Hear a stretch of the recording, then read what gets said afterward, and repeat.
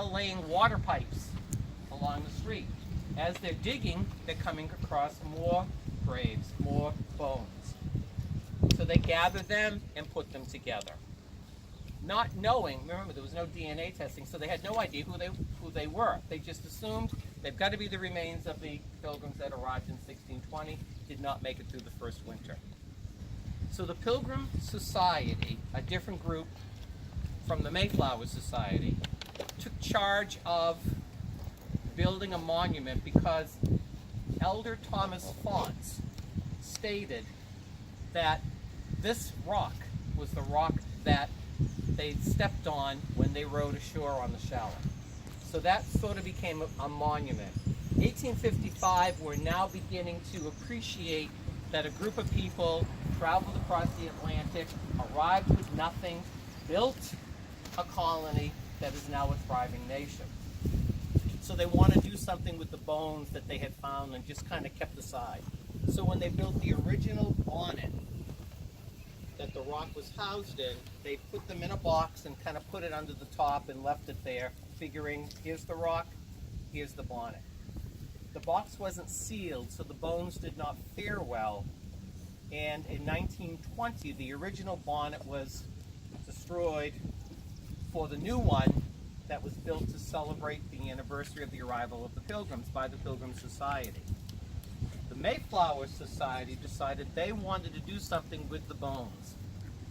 So they gathered them together, put them in a tin, sealed box, buried them here, which was where they were burying them, and built the monument honoring those who didn't make it through the first winter. And so the bones are under. There is talk that, yes, if we remove this, which is a chore in itself, take out the box, you could do some DNA testing, and you could determine whether or not they were. But then there's the problem, our descendants that are alive today going to say, well, they're my ancestors' bones, I want them. I want to interre them in our family plot. What if they weren't? What if they were Native Americans that were living here, the Wampanoags, if they were their bones? Because their village was right over by Town Brook. That's where they lived. That was their summer home. They came here for the summer, went into what is now Middleborough for the winter. So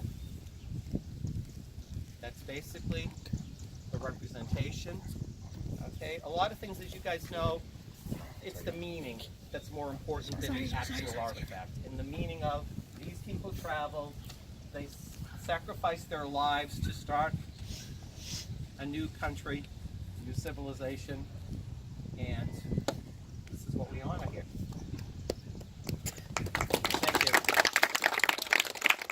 Any questions? Okay, you've done well.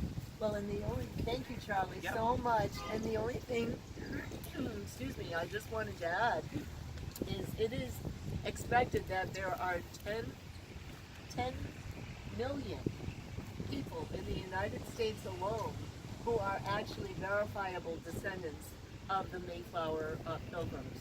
So one thing about our society is we provide lineage and research so that people can determine whether they're related to the original Pilgrims or not. We have a library, and there's a house over one block over, and then we have a lineage research library there. So some of you might be Mayflower descendants. I hope you take the time to try to find out sometime.